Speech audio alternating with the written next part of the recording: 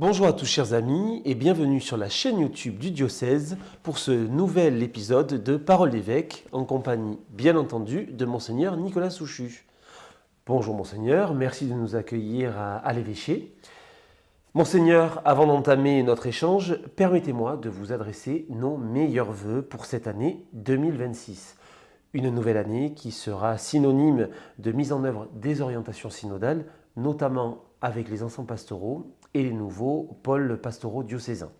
Monseigneur, le dimanche 25 janvier, nous vivrons le dimanche de la parole. Pourquoi commencer l'année avec une réflexion sur la parole de Dieu? Et je vais un peu plus loin, quel sens donner à cette démarche pour les fidèles du diocèse? Bien Paul, bonjour à tous et merci pour les vœux que vous nous transmettez. Donc à mon tour de souhaiter évidemment une bonne et sainte année à tous ceux qui nous regardent ou qui nous écoutent. Comme vous l'avez donc dit, le troisième dimanche du temps ordinaire, c'est le dimanche de la parole.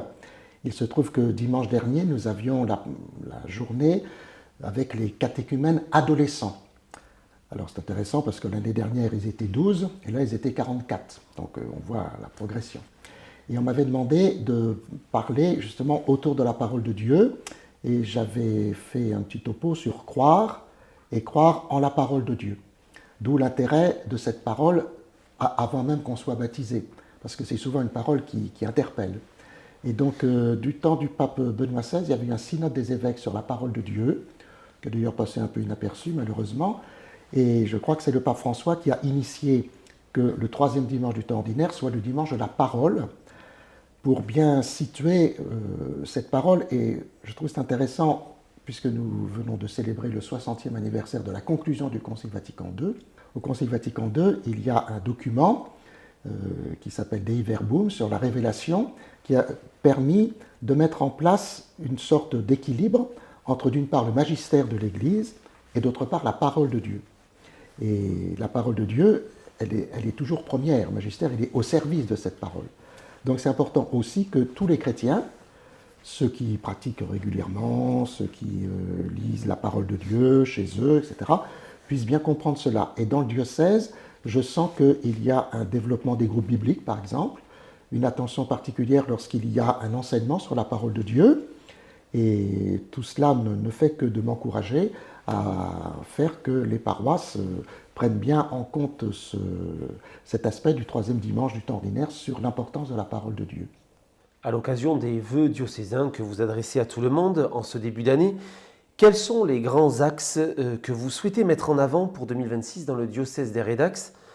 Et peut-être quels encouragements souhaitez-vous adresser aux diocésains? Tout d'abord, il faut dire que la journée des vœux qui était prévue la semaine dernière a été totalement arrêtée, si je puis dire, par le fait qu'il y avait du verglas et beaucoup de personnes qui ne pouvaient pas se déplacer. Évidemment, ces vœux ont été axés, comme vous l'avez dit tout à l'heure, sur la mise en œuvre des orientations synodales, mais je pense que le titre que le pape Léon XIV a donné pour son message pour la Journée mondiale de la paix le 1er janvier 2026, Jésus-Christ, une paix désarmée, une paix désarmante. Je trouve que ce titre est très important pour nous les chrétiens, et le pape a repris d'ailleurs dans la relation qu'il a avec les ambassadeurs au Vatican, en disant, ben voilà, aujourd'hui, la guerre, d'une certaine façon, l'appel à la guerre, ça fait partie presque de la vie courante. On se prépare à la guerre. Or, dans son texte, le pape Léon insiste bien pour dire que Jésus-Christ, lui, il n'a jamais fait la guerre. Il a été désarmé, et du coup qu'il est désarmé, il est désarmant. Voilà. Et donc c'est un petit peu ça, ces souhaits de paix que je voudrais donner à tous les diocésains et plus largement à l'ensemble des habitants des Landes, parce qu'on sent bien que nous sommes dans une situation à la fois sociologique, politique, très compliquée. Je pense à nos amis agriculteurs, éleveurs, alors qui expriment une colère. Alors quand on exprime une colère, on n'est pas forcément désarmé et désarmant, mais on est quand même dans un contexte difficile, et le pape Léon XIV invite toujours au dialogue. Et je pense que ça, c'est très important. Et aujourd'hui même, au Conseil épiscopal, nous avons invité des agriculteurs de différents syndicats pour essayer, d'une part, donc, de comprendre ce qui se passe à l'intérieur, et d'autre part, de savoir quel message, éventuellement, l'Église diocésaine soit par le biais de l'évêque, soit par le biais du délégué épiscopal à la vie agricole, puisse donner pour être pertinent, pas simplement pour en rajouter comme tout le monde. Voilà. Donc ça, je trouve que c'est important, cette paix, et je la souhaite évidemment à tous, à la paix, à la fois la paix sociale, et puis la paix dans les cœurs, et la paix dans les familles, et là où nous sommes. La semaine de prière pour l'unité des chrétiens a lieu dans quelques jours, du 18 au 25 janvier. Quel message pour notre diocèse et au-delà, et surtout comment vivre concrètement l'unité dans nos paroisses et dans nos communautés locales? Alors tout d'abord, vous avez bien noté que c'est une semaine de prière pour l'unité des chrétiens.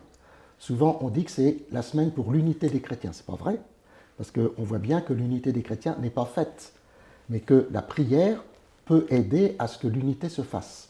Donc c'est vraiment dans cet esprit que moi, j'essaie de la vivre tous les ans. Donc il y a plusieurs célébrations qui sont organisées un petit peu partout dans le diocèse. Moi, je participerai à celle de Mont-de-Marsan, à celle de Dax.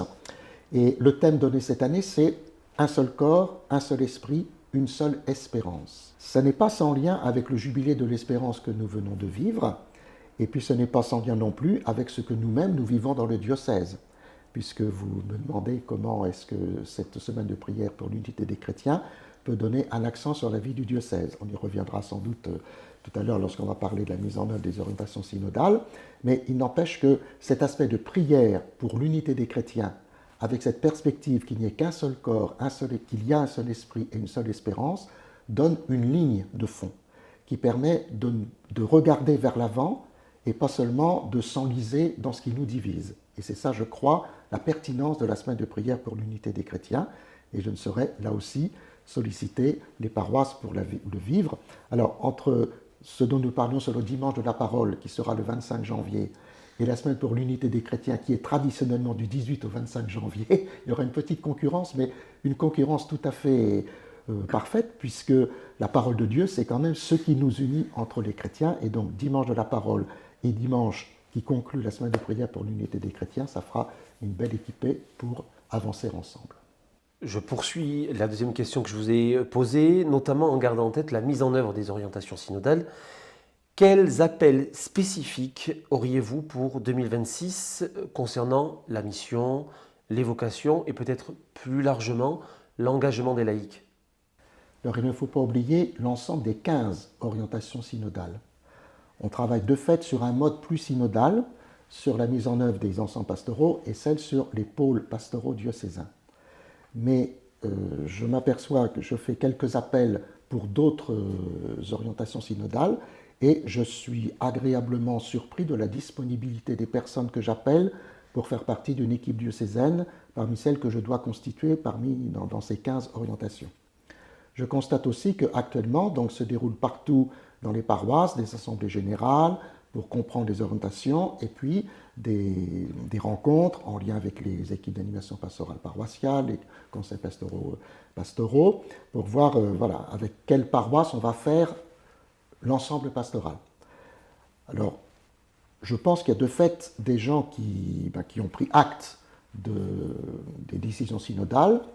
Je crains qu'il y ait quand même beaucoup de laïcs qui n'aient pas pris le train en route ou qui sont en train de le prendre et qui découvrent des choses. Et donc, évidemment, quand on découvre des choses, on n'est pas forcément partie prenante. Alors que on a eu 2 ans de démarche synodale, 2 ans de synode. Donc pour moi, c'est vraiment une inquiétude de me dire toutes ces personnes qui, par exemple, même les pratiquants de la messe dominicale habituelle, comment ont-ils fait pour passer au-delà de tout ça? Et qu'est-ce que ça veut dire profondément? Est-ce que c'est simplement, on est chrétien et donc on veut simplement ce qu'on veut, à l'heure qu'on veut, comme on veut, avec le prêtre qu'on veut? Ou bien est-ce que être chrétien, c'est vraiment s'engager dans la vie de l'Église pour qu'elle soit témoin dans le monde d'aujourd'hui de cette bonne nouvelle que nous avons à partager ensemble?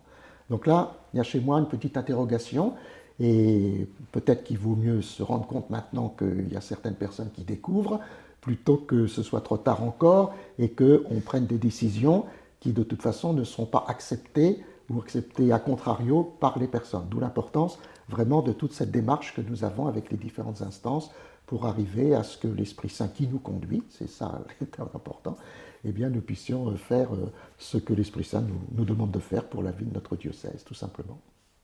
Merci Monseigneur pour ce temps partagé en votre compagnie. Merci infiniment à Julie pour la réalisation et le montage de cette vidéo. Nous nous retrouverons maintenant le 15 février. D'ici là, je vous souhaite de nouveau à toutes et à tous une belle et sainte année 2026.